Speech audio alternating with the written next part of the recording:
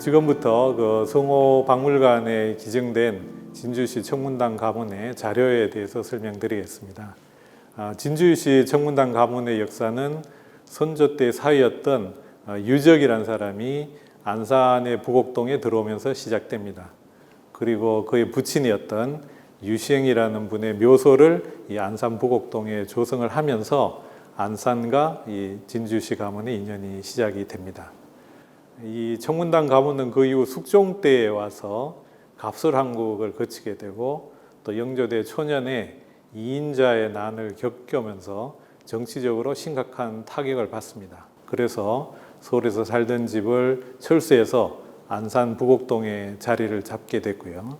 이 가문의 뛰어난 인물을 예를 들면 숙종대에 상당히 고위 관리를 역임했던 유명천, 유명현 이런 형제분이 있고 또 가까이 살고 있던 성호 이익의 제자로 들어갔던 사람으로 유경종, 유신이라는 사람이 있습니다.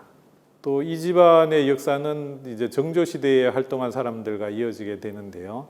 이 정조 시대의 하원으로서 가장 이제 왕성한 활동을 했던 단원 김홍도라는 분이 있는데 그 김홍도의 스승이 표암 강세항이라는 분이 있어요. 근데 이 강세항이라는 사람과 이 진주시 집안의 유경종은 처남 매부지간이 됩니다. 근데 진주시하고 여주시 두 가문의 이 세교는 안산에 정착하기 이전부터 시작되었다고 할 수 있습니다. 두 집안이 다 동서로 나눠졌을 때는 동인에 속하고 그 다음에 남인이 나타났을 땐 양 계열이 다 남인에 속하기 때문에 서울에서부터 이 만남이 시작됐다고 할 수 있는데요. 성호의 조부인 이지안이라는 분은 이 진주시 유경종의 종증조부인 유건이라는 사람하고 교류를 했습니다.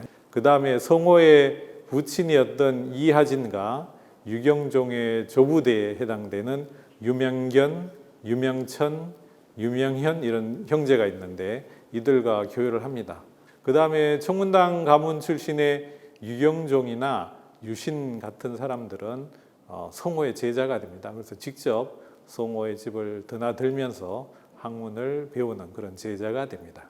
나중에 이 유경종은 이 스승 이익이 살아계실 때 하신 말씀, 행동 이런 것들을 기록한 성호 선생 은행록을 작성하게 되는데 그 은행록 속에는 이제 잘 외부로 알려지지 않은 성호에게 일상생활이 많이 나타나는데 그 스승께서 자기 집안, 즉 진주시 집안에 있는 장소를 빌려가서 공부를 했다는 사실을 여러 번 언급합니다. 이런 사실을 보면 이 18세기의 안산에서 성화학이 탄생된 데에는 이 진주시 가문에서 가지고 있던 장서, 이 도서관의 도서들이 상당히 중요한 역할을 하였다고 보여집니다. 이 진주시 가문이 오랫동안 보관을 해오다가 작년에 성호 박물관에 기증한 자료들이 있습니다. 이 자료들을 검토해 보니까 다음과 같은 몇 가지 특징이 나타나요. 그 진주시 가문의 자료가 가진 첫 번째 특징은 이 집안의 자료 중에서 필사본 문집이 많이 들어있는데 이것이 굉장히 중요한 자료이고 또 이 필사본 문집 자료의 대부분은 20세기 초에 유원성이라는 그 후손이 정리한 것으로 나타납니다. 특히 이 집안이 가진 문집 가운데서 유석의 계산유고, 그 다음에 유명천의 태당선생집, 그 다음에 유경영의 휴재유고, 이게 다 문집 이름인데요. 이러한 문집은 책자로 간행되지 못하고 필사본으로만 남아있는 유일본입니다. 이 가문의 그 문집들이 활자로 인쇄를 하거나 또는 목판으로 새겨서 간행을 하지 못한 것은 선조 초년에 이인자의 난이 발생했을 때 이 집안이 그 이인자의 난에 연루되었다는 그 소식 때문에 집안의 벼슬길이 완전히 끊어진 상황을 반영한다고 보여집니다. 그리고 이제 이 문집들은 고종대에 이제 관리가 되었던 유원성이 20세기 초에 이 벼슬길을 관들고 안산의 고향집으로 돌아오고 와서는 이 선조들의 문집을 정리를 하게 됩니다. 그 외에도 이 집안에 있는 자료 가운데 이제 유명현의 정제망고라든가 유경정의 해암유고, 그 다음에 유명천의 부인인 한산희 씨의 고행록 같은 자료도 있는데요. 그래서 이 집안에서 나온 자료 가운데 문집 자료, 필사본으로만 남아있는 유일본 자료는 상당히 귀한 자료다, 이렇게 말씀드릴 수 있겠습니다. 그 다음에 청문당 가문의 자료의 두 번째 특징을 말씀드리겠습니다. 이 남인 중에서도 이 탕남기에 속했던 이 진주유씨 가문의 정치적 입장을 보여주는 자료가 상당히 많이 남아 있습니다. 그래서 자료를 검토해 보니까 유명현이 작성한 기사 경호 신민현 일기라든지 또는 그 유경종이 작성한 청감 소설록 같은 것이 바로 이런 정치적 자료에 해당되고요. 그 다음에 이 집안에 또 소장하고 있는 외사첨제라든가 기축일기라든가 백후록 같은 이런 이제 필사본 자료도 있는데요. 이것은 모두가 이 집안에서 정리한 자료는 아닙니다만 이 탕남계 인물들의 정치적 동향을 잘 보여주는 그런 자료로 판단이 됩니다. 특히 그 중에서 백후록이라는 자료를 보면요, 이 숙종 때 있었던 경신한국때 사망을 하거나 유배를 갔던 남인계 인물들을 정리를 하고 있는데, 진주유씨 가문의 인물로는 유명견이라든가 유명현, 유재 이런 사람들이 포함이 되어 있습니다. 그 다음에 세 번째 특징으로 넘어가도록 하겠습니다. 이 진주유씨 가문에는 시서화, 그러니까 시와 글씨와 그림, 또 전각, 도장을 새기는 것을 정각이라고 그러는데요. 이 정각에 뛰어난 인물들의 작품이 많이 남아 있고, 또 그 작품들 가운데는 강세황과 그의 처가였던 진주유씨 가문의 특별한 인연들이 잘 나타나는 자료들이 있습니다. 그 유신이라는 사람이 이 집안 사람인데, 그 필적을 모은 근제 묵적이라든가 또 유신의 글과 그림을 모아놓은 근제 서화첩, 그 다음에 유탁, 유원영, 유공수의 서화가 있는 춘야첩, 또 앞서 문집을 정리했다고 말씀드린 유원성이 그린 북의 팔경도와 북의 전도 같은 것은 이 청문당 가문의 인물들이 작성한 시서화, 시와 글씨와 그림으로서 이 집안의 예술적인 감각이 19세기 말까지 꾸준히 이어졌음을 보여줍니다. 그래서 18세기부터 이 집안에서는 글씨와 그림이 많이 작품으로 남게 되고요. 이것이 19세기 말까지 꾸준히 이어진 것으로 보입니다. 그 다음에 이 집이 소장한 자료를 보면 또 그림 자료가 많이 있는데요. 이정이 그린 죽화 간폭도라든가, 그 다음에 명나라 문인들의 부채 그림이 있는 명공선보, 그 다음에 명말에 관행된 화보인 고시화보. 고시화보나 아마 조선시대 그림 그리는 사람들 기본적으로 참고했던 그런 교과서에 해당된다고 할 수 있는데, 이 고시화보도 이 집안에서 나왔고요. 그 다음에 수호전의 내용을 사파로 그린 그런 수호전자 같은 자료도 남아 있어요. 그래서 이것은 이 집안 사람들이 그린 자료는 아니고 조선시대의 하원들이나 또는 그림에 관심 있는 사대부들이 그림을 그릴 때 참고하는 그런 책인데요. 상당히 많이 참고를 했던 것으로 그렇게 판단이 됩니다. 그 다음에 이제 표암 강세양은 1744년에 이 처남이었던 유경종과 함께 응가자는 약속을 지켜서 안산으로 오게 됩니다. 그래서 여기에서 십수년을 이제 머물게 되는데요. 그 안산에 살면서 표암 강세양은 처가의 동년배인 유경용, 유경종과 어울리면서 역시 시서화에 전념을 하게 됩니다.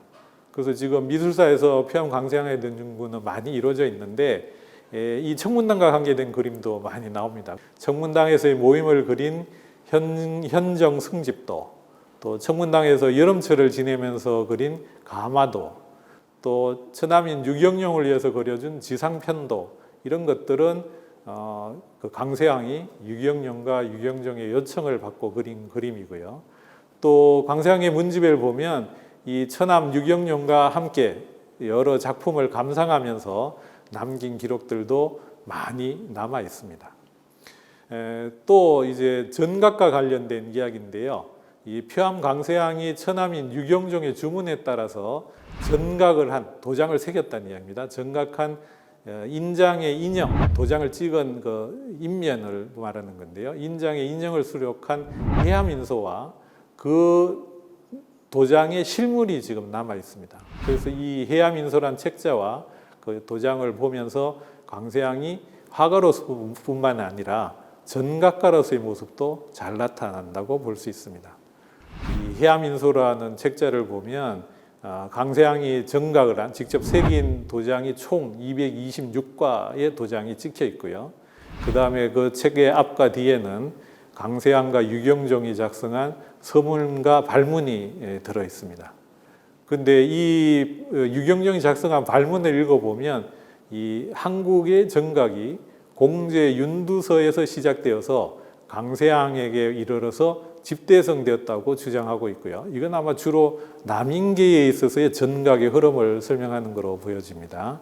그 다음에 또 강세양이 유경종을 위해서 직접 새겨준 인장의 인형, 그 찍은 면이 수록되어 있다는 점. 그 다음에 또 하나는 이 책자에 찍혀 있는 인장의 실물이 별도로 존재한다는 점 등을 고려할 때 매우 희귀한 자료라고 할 수 있습니다.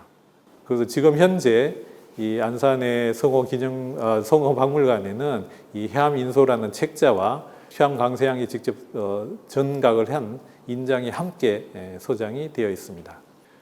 진주시 가문 자료의 네 번째 특징을 말씀드리겠습니다. 이 집안이 소장하고 있는 대부분의 중국본 도서는 숙종대에 고위 관리를 역임하고 또 북경을 다녀온 유명천과 관련이 있는 것으로 보입니다. 명나라 사람이 이동량이 지은 서해 의고악보란 책, 또 주지원이라는 사람이 지은 옥당 이정자의 운율해편 신명 같은 이런 책들은 유명천이 소장한 도서임을 알 수 있습니다. 이 유명천에 도장이 찍혀 있습니다. 책에는. 그 다음에 청나라에 들어와서 고공태가 지은 명조 기사본말 책은 유명천이 1693년에 북경에 사신으로 갔다가 구입해온 도서라는 기록이 확인이 되었습니다. 그 다음에 이 집안에는 중국본 도서인 화보, 수호전의 사파가 수록된 책이 있다고 말씀드렸는데 이런 책들도 나온 시기를 볼 때 대체로 유명천의 장서였을 가능성이 매우 큽니다. 성호 이익은 원래 지금까지 알려지기로는 그 부친인 이하진이 북경에 가서 구입해온 책, 이 중국본을 보면서 학문 연구를 진행한 것으로 이해가 됩니다. 진주시 가문의 자료가 가진 다섯 번째 특징을 말씀드리겠습니다. 이 가문의 자료 중에는 성호 이익의 가문과 관련된 자료도 많이 포함이 되어 있습니다. 그 다음에 성호의 형님인 옥동 이서의 필적을 모은 옥동서도 나타나는데 이것이 모두 성호 집안의 인물이 남긴 자료라고 할 수 있고요. 그 다음에 성호의 제자로 들어갔던 유경종이 작성한 성호 선생 은행록 같은 것은 바로 이 유경종이 측근에서 스승의 일상생활을 목격하고 작성한 그런 자료에 해당됩니다. 기록들이 남아있는 것을 보면 이 진주시 가문하고 성호 가문이 안산에 대대로 살면서 상호 긴밀하게 교류한 사실을 잘 보여주는 자료라고 생각합니다. 결론적으로 말씀드리면 현재 성호 박물관이 소장하고 있는 이 진주유시 청문당 가문의 자료들은 조선 후기 경기 남인의 과학적 특징을 잘 보여주는 동시에 이것이 성호학의 바탕이 되었다는 점에서 귀중한 가치가 있다고 생각됩니다.